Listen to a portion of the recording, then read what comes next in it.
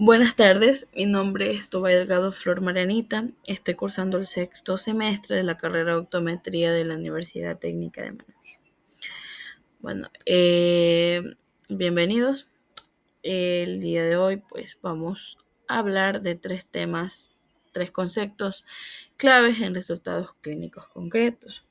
Como podemos ver, tenemos la potencia de lentes compensadoras, distancia al vértice y menisco larimal postlenticular.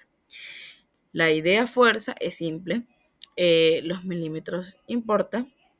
Veremos cómo ajustar la potencia, cuándo compensar por vértice y por qué la lágrima debajo de la lente de contacto puede sumar o restar dioptrías. Como introducción, tenemos que prescribir no es solo elegir una dioptría.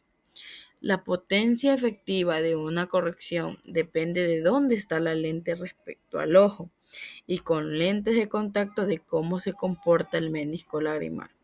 Si ignoramos estos factores, aparecen residuales refractivos, fluctuación visual y quejas. Si lo controlamos, ganamos agudeza, confort y adhesión del paciente. Ahora sí, vamos al desglose con el primer tema. Tenemos lo que son las potencias de las lentes compensadoras.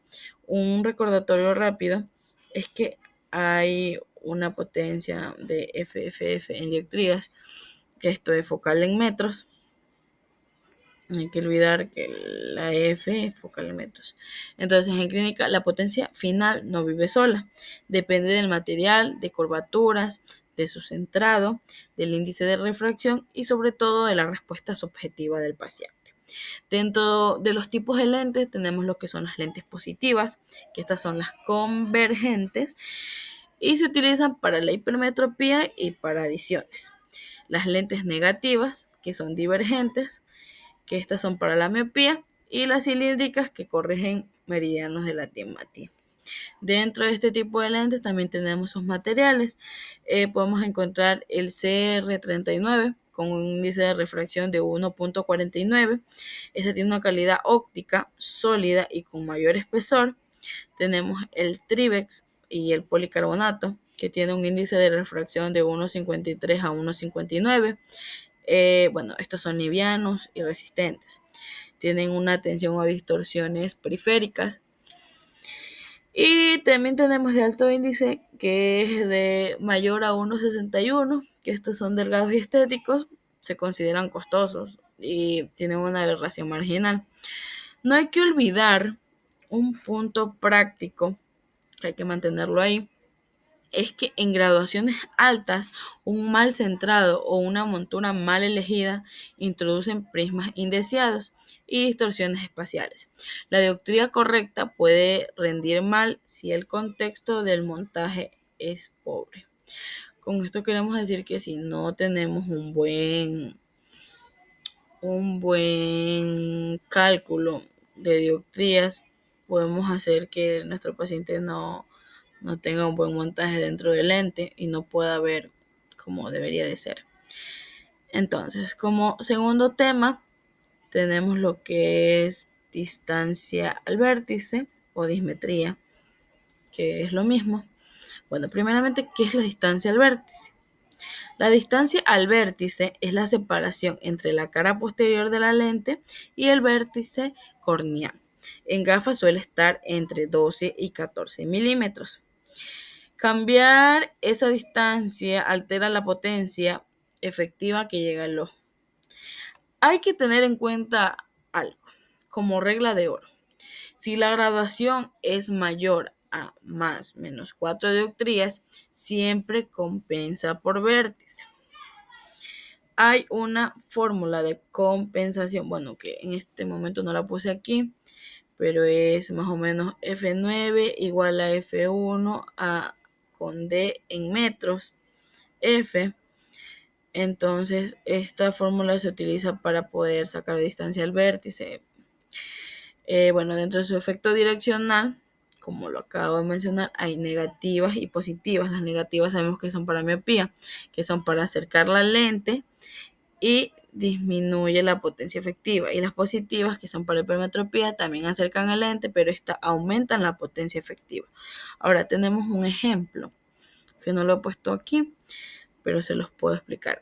Bueno, en un caso de miopía alta, su receta digamos que sea de menos 10 dioptrías a 14 milímetros, lo que ajustamos montura a 9 milímetros y la potencia efectiva se reduce y se compensa aproximadamente a menos 9,50 dioptrías si no sobrecorriges. Entonces, ese es un ejemplo de miopía alta. Ahora pongamos uno de hipermetropía. Con una hipermetropía, digamos una receta de más 8 dioptrías. Si al acercar la lente aumenta la potencia efectiva sin compensar, se está sobrecorrigiendo.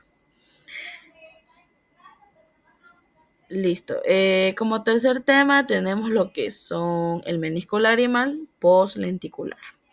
Bueno, con lentes de contacto, la lágrima entre la córnea y la lente no es neutra, es óptica activa. Ese menisco lagrimal puede funcionar como una lente extra que suma o resta potencia. Una regla visual que tenemos que tener mucho en cuenta es que si la lente es más plana, si la lente es más plana que la córnea, el menisco va a ser convexo y se van a agregar dioptrías positivas. Pero si la lente es más curva que la córnea, su menisco va a ser cóncavo. Y en vez de agregar dioptrías positivas, vamos a restar dioptrías negativas. Entonces, este efecto es especialmente relevante en las lentes rígidas permeables, post cirugías refractivas o queratoconos.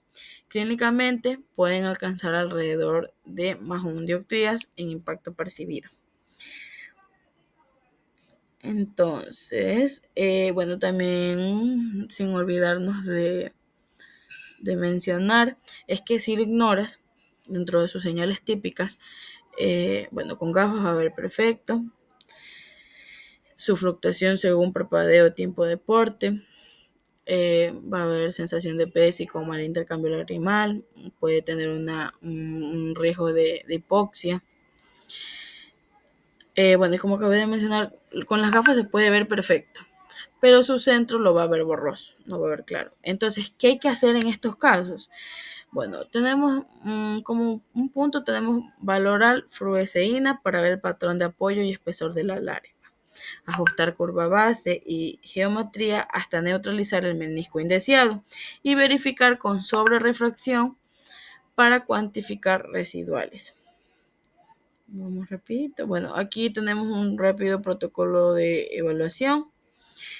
Digamos que son pasos para seguir. Primero, tener un buen historial objetivo visual. Bueno, el objetivo y subjetivo que sean con balance binocular, que no se case con el autorrefractómetro. La montura y el vértice, definir montura y medir la distancia al vértice si es más 4 dioptrías o más. Compensación por vértice, usar la fórmula, documentar el vértice del trabajo. Si son con CL, evalúa el patrón de fluoresceína, identifica el menisco y reajusta curvatura base. Y su validación funcional, que es el agudeza visual, contraste, tareas reales de 10 a 15 minutos entre el móvil o el monitor. Errores frecuentes y cómo evitarlos. No medir vértices en altas residuales. Montura pobre, centrado impreciso, prismas y distorsión periférica, como lo acabo de mencionar. Suponer que subjetiva perfecta, vida real perfecta. No, eso siempre valida su función.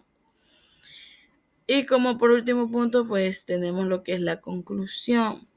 La conclusión, bueno, primero siempre la potencia de receta requiere un contexto, material, montaje y subjetiva. La distancia al vértice cambia la potencia refractiva. Compensen más 4 dioptrías como lo mencioné. Y el menisco lagrimal puede sumar o restar dioptrías. Hay que verificarlos con fluoresceína y ajuste. Esta corrección eficaz no depende únicamente de la potencia dióptrica prescrita, sino el entendimiento integral de cómo la lente interactúa con el ojo y su entorno inmediato. Una práctica optométrica responsable y de alto nivel requiere no solo encontrar la dioptría correcta, sino optimizar las condiciones ópticas reales en las que las dichas correcciones se utilizan. Entonces, en otras palabras, la excelencia visual se logra no solo midiendo, sino interpretando, ajustando y personalizando. Gracias.